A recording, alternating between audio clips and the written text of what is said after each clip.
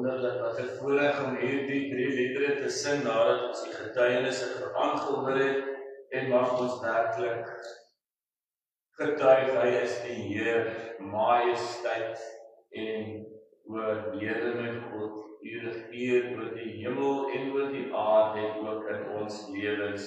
Baie dankie vir hierdie spesiale oomblik dat ons dan die Here se naam so kan groot maak en kan afeindig met elke knie sal voor hom buig en aan hom al die lof en al die eer bring, soos ons ook gehoor uit die getuienisse.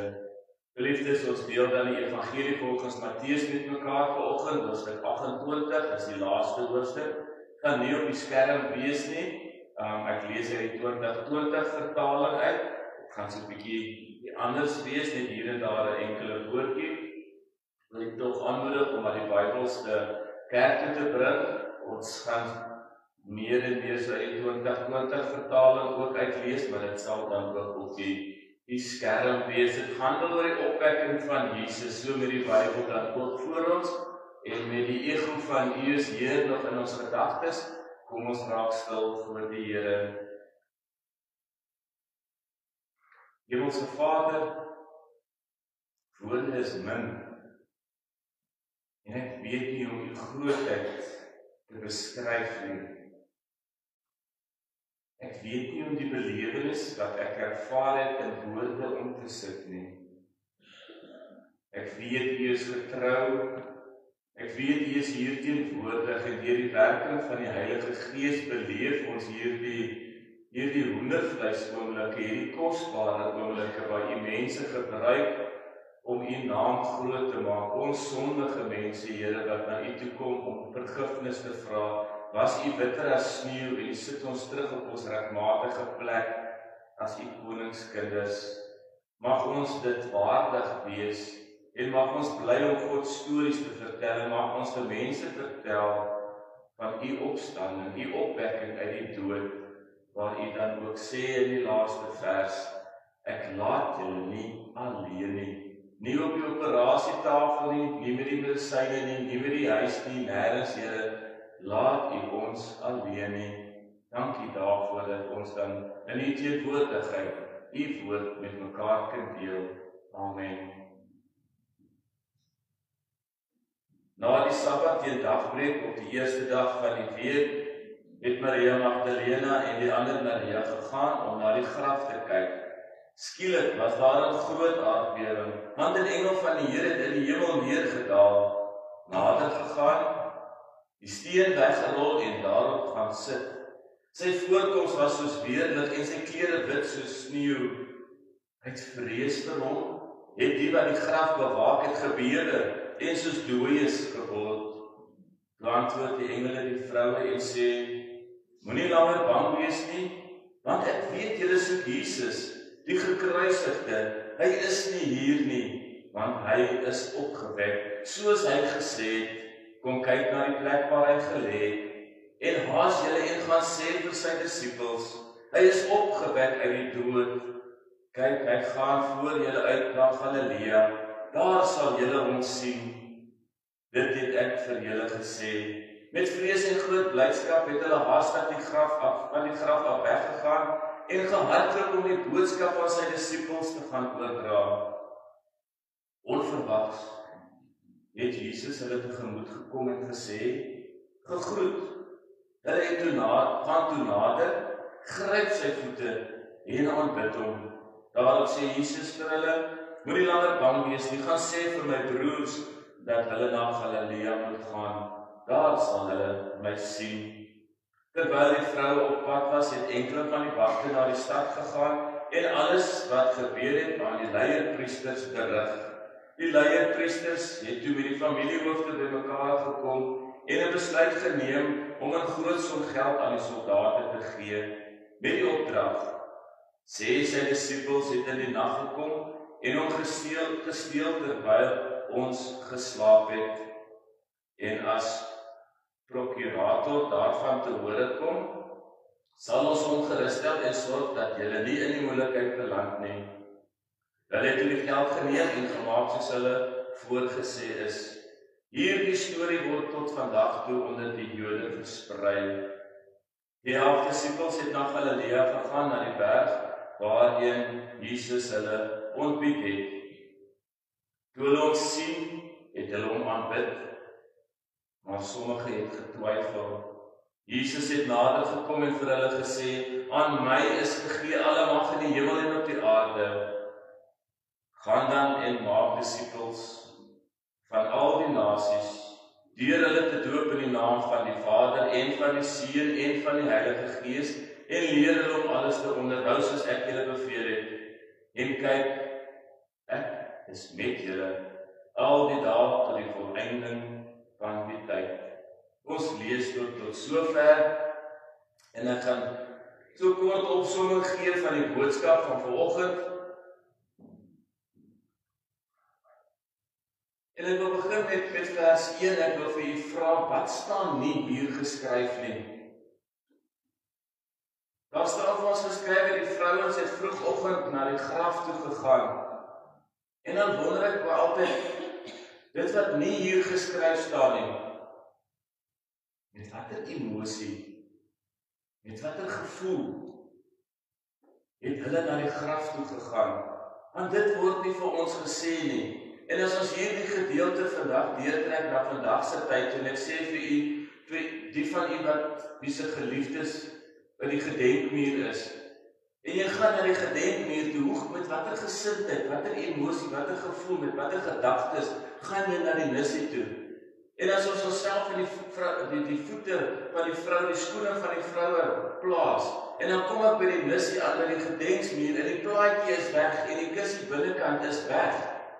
Hoe gaan ek voel, hoe gaan ek dit beleef? Want dit is nog 'n stuk emosie wat ons elkeen moet ervaar en beleef. Want jy sien vers 8 sê vir ons, die vrou was met vol vrees en blydskap, is hulle terug na die disippels toe. En my vraag is, hoe hanteer 'n mens, een mens, twee emosies van vreugde en vrees binne in jou tegelijkertijd? Hulle is met vrees en vol blydskap as hulle terug om die boodskap te gaan verkondig. En vers 8 sluit vir my eintlik by vers 1 aan.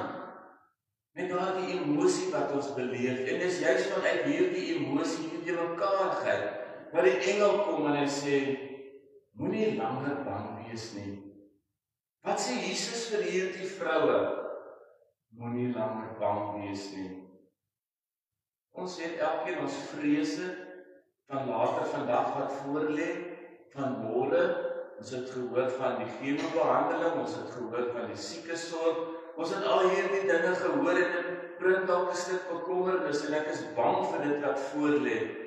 Jy is vir die onbekende, maar hier kom die engel en hy sê vir die vroue, moenie langer bang wees nie. Ek weet wie julle soek, hy is nie hier nie.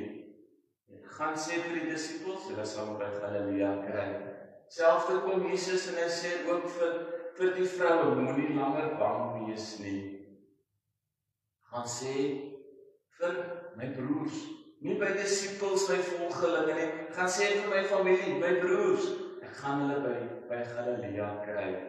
En dit is my so mooi dat Jesus dan ook hierdie woord gebruik van my broers. En terwyl die vroue nog nie geweet het wat om met hulle emosie te doen nie, verskyn Jesus onverwags aan hulle en hy sê gegroet.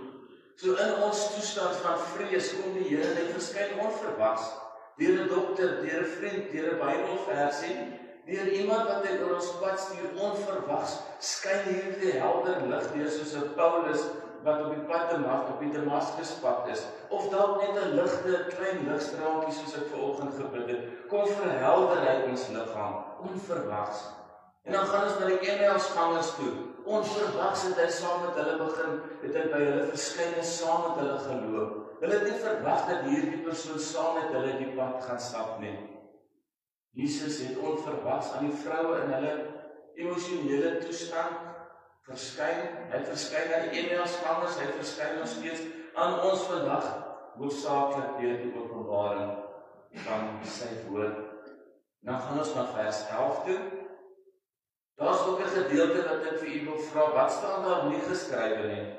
Vers 11 staan daar, terwyl die vrou op pad was, het enkele van die wagte na die stad gegaan en alles wat daar gebeur het aan die leierpriesters berig. dieselfde dag. Nie 'n volgende dag nie, dieselfde dag van Jesus se opstanding is daar 2 paaie wat gevolg word. Die vroue gaan aan die disippels toe om die opstanding van Jesus te vertel. Die wagte gaan aan die leierpriesters toe om te sê wat gebeur het. En die een storie word waar en die disippels en die vroue gee gehoor daaraan en die ander storie van Jesus se opstanding, die opwekking uit sy dood word verdraai. Korrupsie vind plaas, omkopery vind plaas. Hulle gee vir die wagte groot som geld en hulle koop hulle om te sê vir die mense met wie julle in aanraking kom, die disippels het in die nag gekom om sy liggaam te steel. Dis 'n liegstorie. Skus, ek kan nou nie praat van hierdie waarheid gepraat of 'n leuen nie. Maar dit kom op lieg neer. En die hartseer van hierdie storie is dit word tot vandag toe nog steeds onder die Jode en onder die mense versprei. Nou is my vraag, daar's een opstanding, daar's een Jesus. Watter storie versprei ons? Versprei ons die ware storie, Jesus het waarlik opgestaan? Of maak ek myself oop vir korrupsie, vir dwaaling, vir omkopery, want ek wil my eie status beskerm. Ek wil my eie pos beskerm. Nou wil ek nie neerpraat en verkeerd praat nie, want die algemene verkondiging wat die wagte sê en die leierpriesters, die vals boodskap wat die kerk uitdra, is dat Jesus se liggaam gesteel is. Geliefdes, mag ons die boodskap van die vroue gaan uitdra. Hier's by Jesus se voete val en hom gaan aanbid. Mag ons doen wat die disippels gedoen het, deur Jesus te aanbid. Die vroue dra die boodskap van opstanding en lewe oor. Die leierpriesters verander die boodskap na leuen en pleeg korrupsie.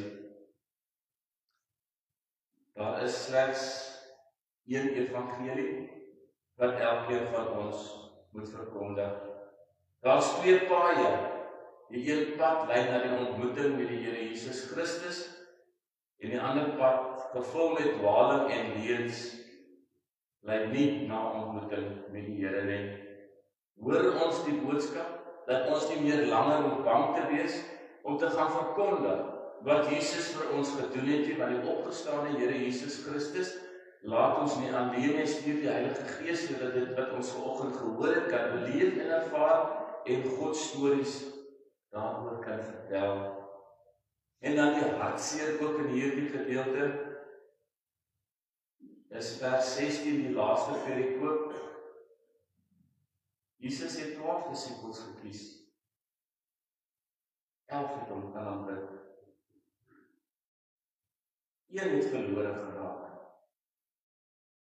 Een wou nie terugkeer nie. En toe ek dit lees, dit lees nie lekker nie. Ons is gebore as 12 disippels. Maar 11 het gegaan. En wat sê hierdie gedeelte ook nie vir ons nie? Praat van die een wat verlore gegaan het. Matteus 27 en Handelinge 1 praat wel van wat met Judas gebeur het. Ek kan dit maar gaan oplees. En dan gaan ons verder van hierdie een wat verlore geraak het na vers 17, wat weer 2 boodskappe vir ons gee. Die disippels het Jesus die opgestane Here aanbid, en sommige het getwyfel. Binne Jesus se volgelinge, binne sy disippels, die mense wie hy my broers noem, van hulle het getwyfel. Mag ons staan op die woord van die Here. Mag ons nie langer bang wees om dit te gaan verkondig nie. Mag ons glo in die werke van wat opgeteken is in die Ou Testament en die Nuwe Testament. Soos juffrou Wilken as ouderling vanoggend ook haar bevestiging gedoen het. Mag ons in ons geloofsbelijdenis glo in die Ou Testament en die Nuwe Testament. En mag ons alles verwerp wat teenstrydig is met hierdie weerstellings. Laat ons nie die een wees wat verlore gaan nie. Daar is soveel gemeentelede in Botasrus, soveel lidmate in Botasrus. Laat daar nie een verlore gaan nie, laat ons die boodskap gaan uitdra. Want jy sien, ons kan hierdie God stories vertel, omdat Jesus vir ons sê, aan my is alle mag gegee, in die hemel en op die aarde. Mag ons glo aan die mag wat in Jesus Christus gegee is om mense gesond te maak, om by ons te wees, om ons die krag te gee om onsself te verloon, ons kruis op te neem en hom te volg. Dankie Here dat U met ons is en dat ons kan buig in blye aanbidding. Laat ons nie die een wees wat verlore gaan nie. Laat ons nie twyfel in God se bestaan nie. Jesus se opwekking uit die dood en die werking van die Heilige Gees nie. Amen. Hemelse Vader, baie dankie dat hierdie dinge so vanoggend kon saamloop met getuienis van U, die goedheid en die guns. Here, ons bely, ons verstaan nie al hierdie dinge nie, hoe 'n vrou vir 'n siek man moet sorg en ook andersom, Here, wat ons miskien net ons lewe bestaan maar net uit asemhaal. Maar Here, U het opgestaan uit die dood, U die mag oor die hemel en die aarde, en U sê vir ons, ek laat julle nie alleen nie. Laat ons na hierdie dinge kyk van eenheid, van blydende teenwoordigheid. En dankie Here dat U opgestaan het, dat ons nie oop is vir korrupsie of omkopery nie, maar dat ons die ware verhaal, die eenware evangelie sal vertel en gaan verkondig soos die kerkraad se teksverse, ankerteks hierdie jaar is. Here, daar waar ons volgende jaar begin met ons teks, daar is net een Here en een God. Daar wil ons vir U sê, Here, verander ons dit na 'n nuwe begin. U Here, U veroorsaak vernuwing. Daarom sien ons uit na môre 2026, want dit is U wat ons gaan nuut maak. U maak ons nuut, U maak ons kerk nuut, U gaan die wêreld nuut maak. Here, ons vertrou U daarvoor. Baie dankie dat ons dit kan doen in die naam van die lewende Jesus Christus wat opgestaan het. Ons is nie meer bang nie. Ons ontmoet U elke dag, Here, daar waar ons is, ontmoet U ons. Leer U woord deur ander mense en woorde van bemoediging en omgee. Dankie dat ons verder die dag kan ingaan om te kan omgee en ander woorde ag as onsself. Amen. Ons sluit af met ons laaste lied. Kom sing 'n nuwe lied.